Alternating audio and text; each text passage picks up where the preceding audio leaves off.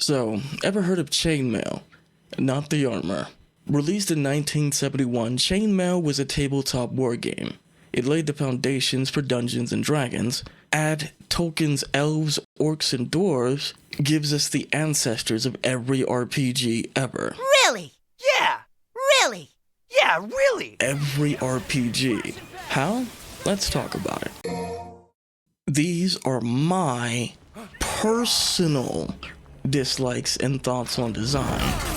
Currently, RPGs use what I call statistical simulations, numbers as simulation, mimicking resources, action economy, and unpredictability. HP pools, MP costs, damage numbers, dice rolls, all TTRPG leftovers. Inspiring wizardry and Ultima in the West, Dragon Quest and Final Fantasy in Japan. 50 years later, Esoteric Ebb, Baldur's Gate 3, Divinity Original Sin 2, all based on tabletop RPGs. Modern RPGs inherited systems never meant for digital worlds. What if they were?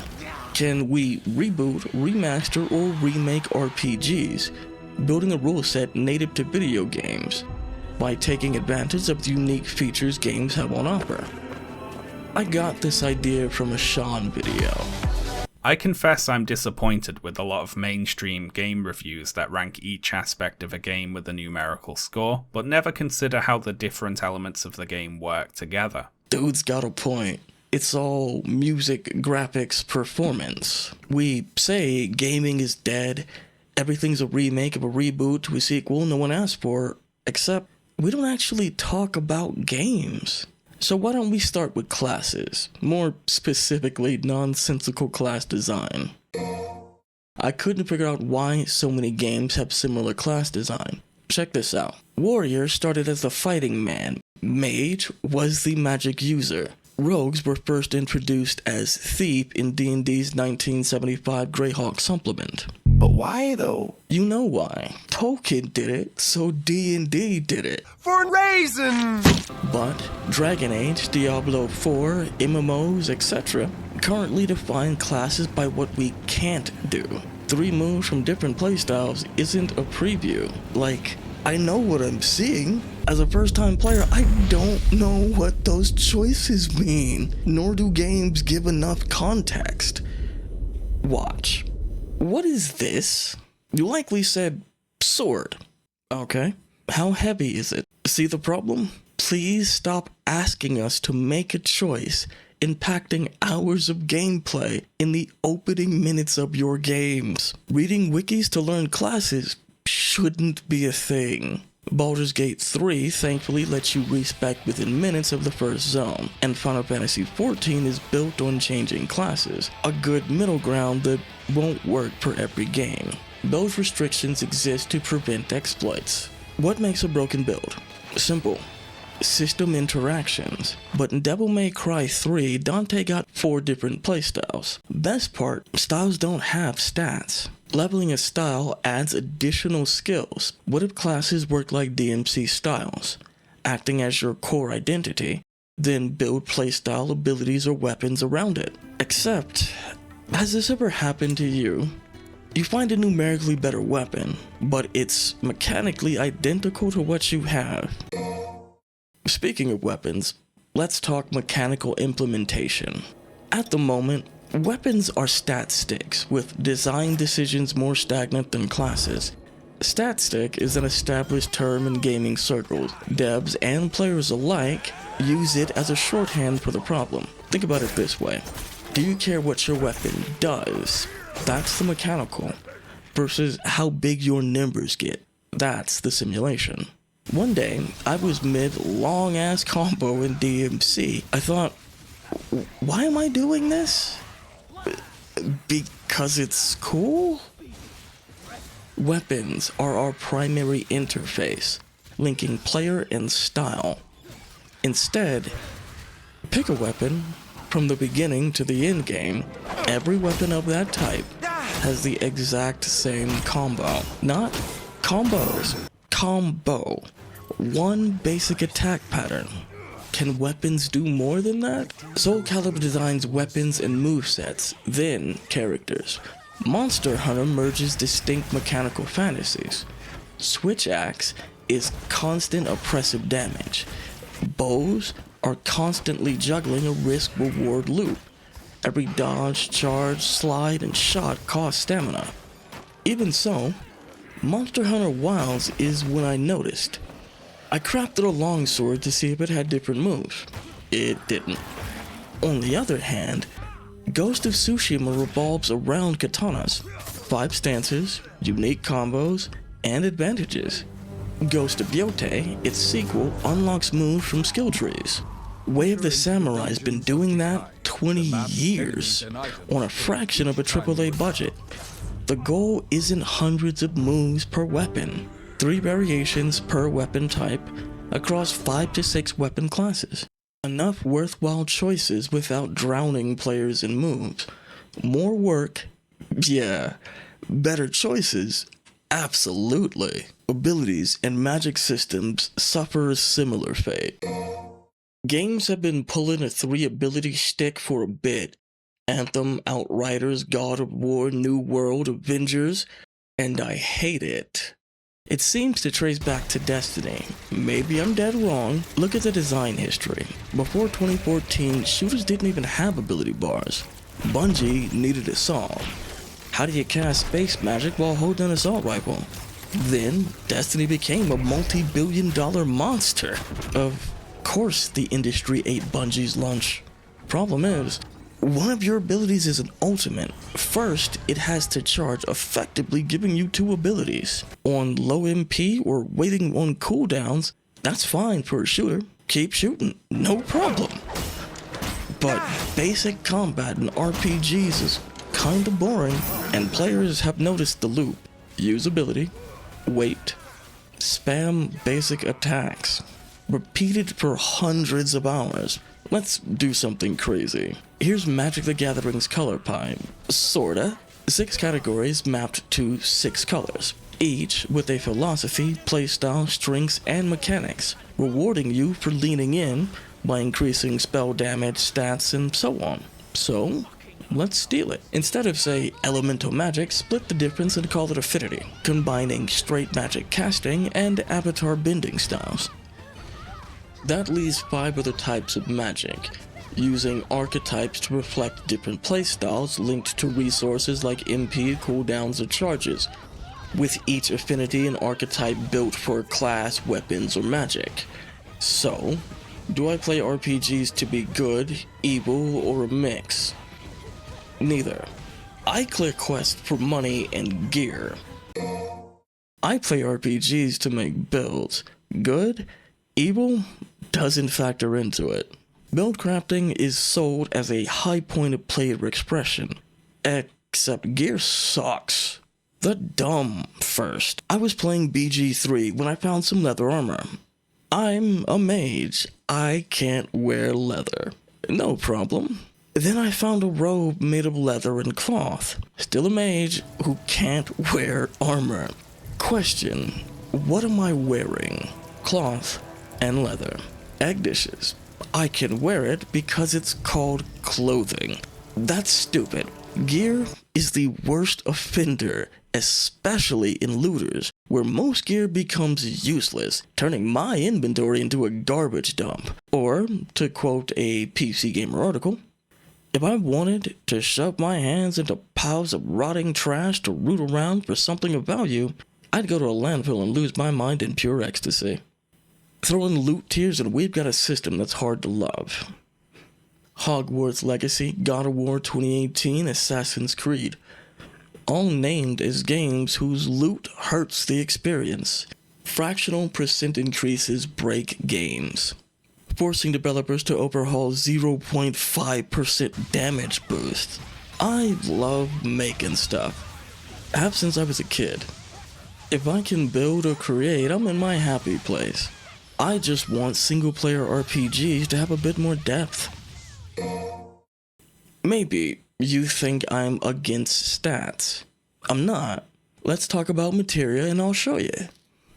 For me, mods are the anti-stat. They do exactly what stats do. They impact how you play. by mechanically changing what you do. Good mods give you more verbs, not stats. For comparison, Outriders is the best example. I know, the game had issues. It's still the best designed game I have ever played. Phantom Dash lets you phase through enemies. You start the game with that mod. Outriders exotic mods are designed to break rules. Moaning Wind, on reloading, creates a blast of energy around you, dealing massive anomaly damage to enemies within an 8-meter radius. Very similar to how Materia changes what you do, not just how hard you do it. Good mods give you more verbs, not just bigger numbers. Materia and mods create suites of custom actions, altering combos, armor, and weapons. Materia links contextual abilities to specific actions. On hit, parry, dash, jump, or weapon swap. This is Cloud. When equipped with elemental materia, Cloud's attacks are infused with the equipped element. This one's a layup. I'm gonna let the reset error pose kick it off. I'm not a fan of RPG light and skill trees being in so many games, especially when the skill trees are inconsequential in terms of your choices. If you're going to include skill trees, I want my choices to define a specific playstyle with its pros and cons. I don't just want to fill the entire thing out like a random checklist. I agree completely. If you can buy every option, that's not a skill tree. That's not actually my issue though.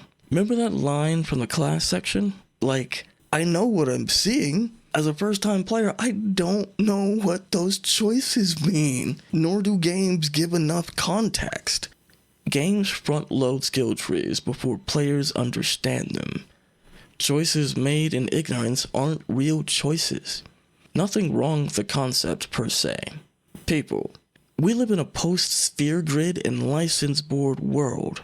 Trees filled with class options, stats, and worthwhile attacks. By comparison, here's a typical skill tree. It's a smattering of abilities with stock passives. Increases damage, crit, yada boring, yada. Everyone picks crit chance plus crit damage. That's not a real choice either. Don't get it twisted. Skill trees rock. But why are they so predictably boring? Final Fantasy XI and The Division unlock skill trees at in-game. Players can make better choices when they understand them. But if I've just given stats to materia, what's left for skill trees? Everything. No, really, everything. Think about it. By in-game, everything is unlocked. Combat systems, weapons, party members. You want me in? You just spent hours having those systems slowly shown to you. Use the tree to enhance other systems. This is Final Fantasy XI's merit and mastery tree for samurai. Merits let me add new abilities to the class. This is the master and gift tree. Meditate is samurai's key ability, generating tactical points, MP for weapons, built by dealing and taking damage. Not only can I merit meditate for more TP, I can increase every skill samurai has. Okay, we've got our systems. Now we need a game world. What's an RPG without random encounters? Usually a far less annoying game. I'm walking through a forest. I take a few steps. A wolf appears. I kill it. 15 more steps. A wolf appears. One part holdover from D&D, except, as covered in Gamey's most broken mechanic, this is the original Super Mario. It could only render 8 sprites, counting Mario, and 1 power-up. The solution? Turn-based RPGs use combat screens. The wolf still has no goals, no territory, or pack. It exists to test your might. Are you strong enough to survive the forest? Now, imagine smoke in the distance. That's our diegetic quest marker. Scenario, location, faction, objective, time. Civilians running, a gate buckling under pressure, raiders breaching settlement B at night. Their goal? Supplies. The defenders protect the gate. You arrive when conditions were right. Whether they succeed or fail, the resolution changes based on what happens. Maybe you let it happen. Maybe you're why Faction A needed supplies in the first place. Random encounters simulate danger. Systemic encounters are part of the world. Set conditions, persistent states, faction tracking, probability system. The world triggers the raid, not the player. You arrive when shit gets thick, consequence without choreography, and yes, that means you can lose. Random encounters were created out of necessity. It's been decades. Why are RPGs using 50-year-old design? I'm not saying every game should change. Oh, your guy. No. I like turn-based RPGs. I love stack it and check in stats. This is not a knock against current game design. It's like this. Skill trees are littered with underwhelming upgrades. Loot causes 0.5% increase. Powerful. Class identity is built on restriction. Every system I'm rebooting makes a promise it no longer delivers. What if studios took the best systems, fixed or removed the underused parts, and put it in one game? They do. Yoshida of Final Fantasy XIV had his whole team play WoW. でやっぱりこう MMO のゲームデザインをまるっきり変えたのがワールド・オブ・クラフトなので、それを僕らは自分たちの強みは FF でストーリーベースなので、よりそこを強化した、もう簡単に言っちゃえばよりそこを主人公を自分にしたワールド・オブ・クラフトを作ろうっていうのが分かりやすければコンセプトなので、なんか勝ったとか。 Here's David Jaffe, maker of Twisted Metal and God of War, explaining the games that inspired God of War. When we made God of War 1, we took a lot of inspiration from the usual suspects, some of the big games of the day. Obviously, there was the fluid, badass combat that made you feel super cool from Devil May Cry. We were all obsessed with Ico from Sony Japan, the camera work they did, the amazing puzzles, and just the sense of storytelling through gameplay. And then, of course, one of the very first PlayStation 2 titles, Onimusha from Capcom. This thing with its cameras and its combat and its storytelling, there was a sense of an adventure that you got from playing this game that we absolutely wanted to capture with God of War. On the shoulders of giants, we concede their choices. All I'm trying to do is build on what came before me. Originally, I called it Final Fantasy Ultimate. That's where it started. I love Final Fantasy XI, but it needs major updates that'll never come. So, I'll do it myself. I started with systems across everything I've ever played. I prototyped most of this years ago, haven't worked out all the details yet, but when I look at RPGs, that's why I want to reboot them. I know this video isn't offering solutions. This was video 3 of 3. First, I wanted to show people a rip reel, something studios use before development begins. Then, I made a vibe-coded prototype to test magic and items. Both things people never get to see. You'll find links to those videos downstairs.